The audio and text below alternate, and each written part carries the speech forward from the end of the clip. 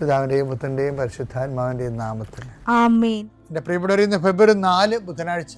അമ്മേ പരിശുദ്ധ അമ്മേ, അമ്മേ പരിശുദ്ധമേ, ദൈവമാതാവേ, കൃപാസനത്തിലൂടെ ഞങ്ങൾക്കും ഞങ്ങളുടെ ദേശത്തിനും അമ്മ മധ്യസ്ഥം തേടി തന്ന എല്ലാ അനുഗ്രഹങ്ങൾക്കും കൃപകൾക്കും ഞങ്ങളിപ്പോൾ ഹൃദയം നിറഞ്ഞ നന്ദി പറയുന്നു. അമ്മേ പരിശുദ്ധമേ, ദൈവമാതാവേ, 2004 ഡിസംബർ 7 ഉച്ചകഴിഞ്ഞ് 2:30 കൃപാസനത്തിൽ സംഭവിച്ച അമ്മയുടെ പ്രത്യക്ഷപ്പെടലിനെ തിരുസഭയ്ക്ക് സമർപ്പിച്ചിരിക്കുന്ന പഠനരേഖകളുടെ മേൽ സഭാത്മകമായ പഠനം ആരംഭിക്കുവാൻ ഞങ്ങൾ പ്രാർത്ഥിക്കുന്നു.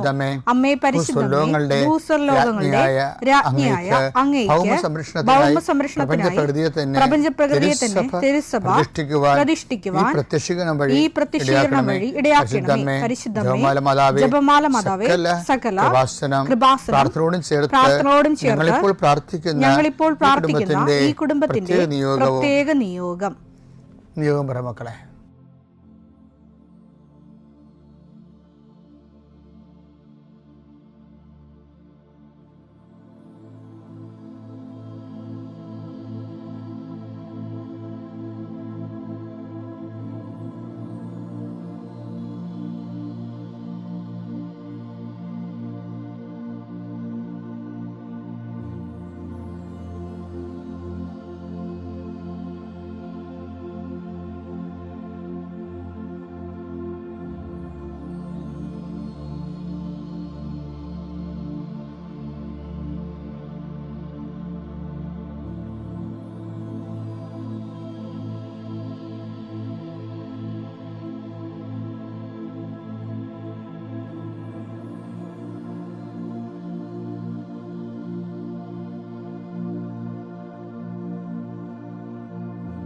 അമ്മയുടെ പ്രത്യക്ഷീകരണത്തിന്റെ ഈ അനുഗ്രഹവേളയിൽ ഞങ്ങൾക്ക് സാധിച്ചു തരുവാൻ കനിയണമേ. ആമേൻ. വിശ്വാസ പ്രമാണം. സർവശക്തനായ പിതാവും ആകാശത്തിന്റെയും ഭൂമിയുടെയും സൃഷ്ടാവുമായ ദൈവത്തിൽ ഞാൻ വിശ്വസിക്കുന്നു. അവിടുത്തെ ഏകപുത്രനും ഞങ്ങളുടെ കർത്താവുമായ ഈശോ മിശിഹായിലും ഞാൻ വിശ്വസിക്കുന്നു. ഈ പുത്രൻ പരിശുദ്ധാത്മാവിനാൽ ഗർഭസ്ഥനായി കന്യകാമറിയത്തിൽ നിന്ന് പിറന്ന് പൊന്തിയോസ് പീലാത്തോസിന്റെ കാലത്ത് പീഡകൾ സഹിച്ച് കുരിശിൽ തറയ്ക്കപ്പെട്ട് മരിച്ച് അടക്കപ്പെട്ട് പാതാളങ്ങളിൽ ഇറങ്ങി മരിച്ചവരുടെ ഇടയിൽ നിന്ന് 3-ാം നാൾ ഉയർത്ത് സ്വർഗത്തിലേക്ക് എഴുന്നള്ളി സർവശക്തിയുള്ള പിതാവായ ദൈവത്തിന്റെ വലതുഭാഗത്തിരിക്കുന്നു. അവിടെ നിന്ന് ജീവിക്കുന്നവരെയും മരിച്ചവരെയും വിധിക്കുവാൻ വരുമെന്നും ഞാൻ വിശ്വസിക്കുന്നു. പരിശുദ്ധാത്മാവിലും ഞാൻ വിശ്വസിക്കുന്നു. വിശുദ്ധ കത്തോലിക്കാ സഭയിലും പുണ്യവാന്മാരുടെ ഐക്യത്തിലും പാപങ്ങളുടെ മോചനത്തിലും ശരീരത്തിന്റെ ഉയർപ്പിലും നിത്യമായ ജീവിതത്തിലും ഞാൻ വിശ്വസിക്കുന്നു. ആമേൻ. സുഖസ്ഥനായ ഞങ്ങളുടെ പിതാവേ, അങ്ങയുടെ നാമം പൂജിതമാകണമേ. അങ്ങയുടെ രാജ്യം വരണമേ. അങ്ങയുടെ തിരുമനസ് സ്വർഗത്തിലെ പോലെ ഭൂമിയിലും ആകണമേ. അന്നു വേണ്ടുന്ന ആഹാരം ഇന്ന് ഞങ്ങൾക്ക് തരണമേ. ഞങ്ങളോട് തെറ്റ് ചെയ്യുന്നവരോട് ഞങ്ങൾ ക്ഷമിക്കുന്നത് പോലെ ഞങ്ങളുടെ തെറ്റുകൾ ഞങ്ങളോടും ക്ഷമിക്കണമേ. ഞങ്ങളെ പ്രലോഭനത്തിൽ ഉൾപ്പെടുത്തരുതേ, തിന്മയിൽ ഞങ്ങൾ രക്ഷിക്കണമേ. ആമേൻ. നന്മ നിറഞ്ഞ മറിയമേ, സ്വസ്തി. കർത്താവ് അങ്ങയുടെ കൂടെ സ്ത്രീകളിൽ അങ്ങ് അനുഗ്രഹിക്കപ്പെട്ടവളാകുന്നു. അങ്ങയുടെ ഉദരത്തിൻ ഫലമായി ഈശോ അനുഗ്രഹിക്കപ്പെട്ടവനാകുന്നു. പരിശുദ്ധ മറിയമേ, തമ്പുരാന്റെ അമ്മേ, പാപികളായ ഞങ്ങൾക്ക് വേണ്ടി ഇപ്പോഴും ഞങ്ങളുടെ മരണസമയത്തും തമ്പുരാനോട് അപേക്ഷിക്കണമേ. ആമേൻ. കർത്താവേ, നിന്റെ ഉന്നതമായ നാമത്തിന് സ്തോത്രം ചെയ്യുന്നു. കർത്താവേ, നിന്റെ വിശുദ്ധ പൗരോഹിത്യത്തെ മഹത്വപ്പെടുത്തണമേ. 40 വർഷം ഞാൻ അർപ്പിച്ച കുർബാനയുടെ യോഗ്യതയാൽ കൃപാസ്ഥാനത്താറെ ജീവനോടെ പ്രത്യക്ഷപ്പെട്ട പരിശുദ്ധ അമ്മയുടെ മാധ്യസ്ഥതയിലെ ഞാൻ അങ്ങയുടെ മക്കൾക്ക് വേണ്ടി പ്രാർത്ഥിക്കുന്നു.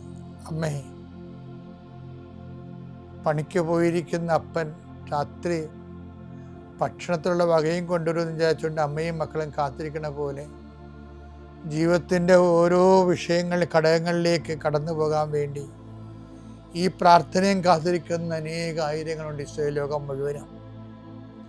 ആ മക്കളെയെല്ലാം ഞാൻ ഈ സമയത്ത് ഓർക്കുന്നു. ഓർത്തുകൊണ്ട് അമ്മയുടെ മധ്യസ്ഥതയിൽ ഈശോയ്ക്ക് മക്കളെ നിങ്ങളെ ഏൽപ്പിക്കുന്നു. കർത്താവ്, ഇന്ന് ആശുപത്രിയിൽ പോകുന്നവരുണ്ട് ഈശോയെ. ഇന്ന് ഓപ്പറേഷന് ഡേറ്റ് ഇട്ടിട്ടുള്ളവരുണ്ട് ഈശോ, അവരെ ഞാൻ ഈശോയ്ക്ക് സമർപ്പിക്കുന്നു. കർത്താവ് അവരെ സന്ധിക്കുകയും സമാധാനിപ്പിക്കുകയും ചെയ്യട്ടെ. ഇന്ന് സ്കാനിങ്ങിന് പോകുന്നവരുണ്ട്, ഇന്ന് ടെസ്റ്റിന് രക്തവും മറ്റു കാര്യങ്ങളും ടെസ്റ്റിന് കൊടുത്ത് റിസൾട്ടിന് പോകുന്നവരുണ്ട്. കർത്താവ് അവർക്കെല്ലാം അനുകൂലമായ റിസൾട്ട് കിട്ടാൻ ഞാൻ മക്കളെ ഈശോ നാമത്തെ ആശീർവദിക്കുന്നു. ഇന്ന് പ്രസവം നിശ്ചയിച്ചിരിക്കുന്നവരുണ്ട്, അത് ഓപ്പറേഷൻ ആകല്ലേ എന്ന് പ്രാർത്ഥിക്കുന്നവരുണ്ട്, ചിലർ ഓപ്പറേഷൻ ആകണമേ എന്ന് പ്രാർത്ഥിക്കുന്നവരുണ്ട്. കർത്താവേ, എന്താർക്കും ഓരോരുത്തരും അനുയോജ്യമായതും അവർക്ക് സന്തോഷം തോന്നണതുമായ കാര്യങ്ങൾ ചെയ്യാൻ നീ അവരെ ഈശോ അവരെ അനുഗ്രഹിക്കണമേ. എൻ്റെ കർത്താവിൻ്റെ ഉന്നതമായ നാമത്തിൽ, സഭയുടെ അധികാരത്തിൽ, കുരിശിൻ്റെ അടയാളത്തിൽ, ദൈവത്തിൻ്റെ ശക്തിയാൽ നിൻ്റെ എല്ലാ ജീവിത തടസ്സങ്ങളെയും നീ ആഴ്ച നേരിടാൻ പോകുന്ന മുഴുവൻ ദോഷങ്ങളെ ഈശോ നാമത്തിൽ ബന്ധിക്കുന്നു. പിതാപുത്രനും പരിശുദ്ധാത്മാശ്വരം നീക്കുവാമേ. എൻ്റെ പ്രിയപ്പെട്ടവരെ, വിശ്വാസ വളർച്ചയെക്കുറിച്ചാണ് നമ്മൾ കഴിഞ്ഞ 2 ദിവസങ്ങളിൽ കണ്ടത്. ഇപ്പോഴും ഞാൻ അതിൻ്റെ ബാക്കി ഭാഗങ്ങൾ പറയുകയാണ്. നിങ്ങളിത് സഹായിക്കുമെന്ന് എനിക്കറിയാം. അതായത് നമ്മളിൽ ദൈവരാജ്യം രൂപപ്പെട്ട് വരുന്നതിൻ്റെ വഴി എന്താണ്? വിശ്വാസമാണ്. വിശ്വാസം വർത്തമാനമാകുമ്പോഴാണ് ദൈവസ്നേഹം വർദ്ധിക്കണം. നമ്മൾ ഇന്നലെ കണ്ടു. ആ ദൈവസ്നേഹം വർദ്ധിക്കുന്നതോടുകൂടി ദൈവരാജ്യം സംജാതമാകും. അപ്പോൾ വിശ്വാസത്തിലൂടെയാണ്. അതുകൊണ്ട് ദൈവരാജ്യത്തിൻ്റെ വളർച്ചയ്ക്ക് വികാരമായി നിൽക്കുന്ന എല്ലാ സ്നേഹരാഹിത്യത്തിൻ്റെ അരൂപികളെക്കുറിച്ച് നമ്മൾ അനുദപിക്കേണ്ടി വരും. ആ ഒരു സൂചനയാണ് കർത്താവ് ആദ്യമേ തരുന്നത്.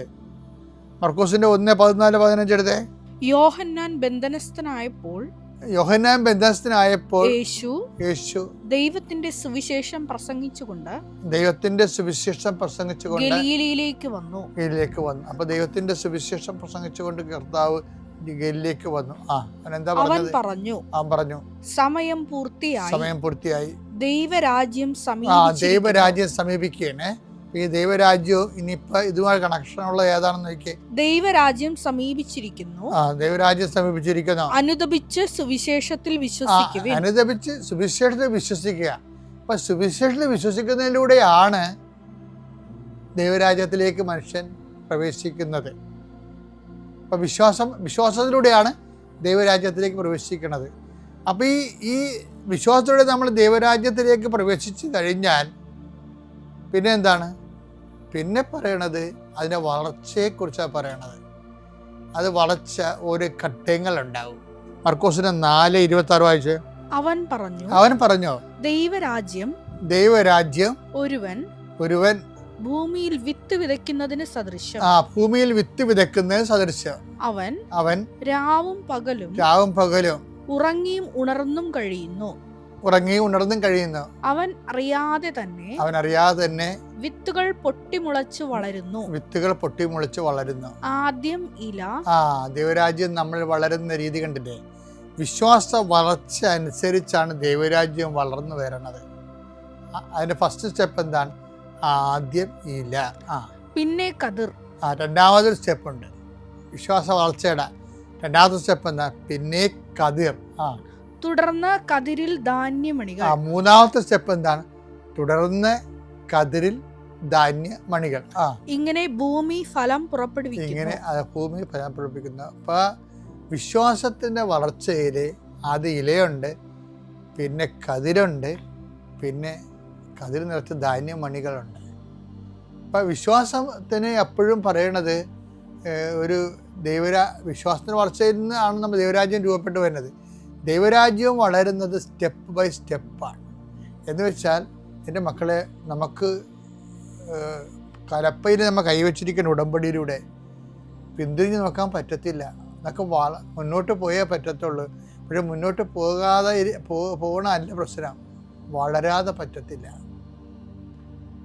അപ്പോൾ കർത്താവിനോട് എപ്പോഴും പ്രാർത്ഥിക്കണം, കർത്താവേ ഞങ്ങളെ വിശ്വാസത്താൽ വളർത്തണമെന്ന് പ്രാർത്ഥിക്കണം. അതൊരു മെയിൻ സംഭവമാണ്.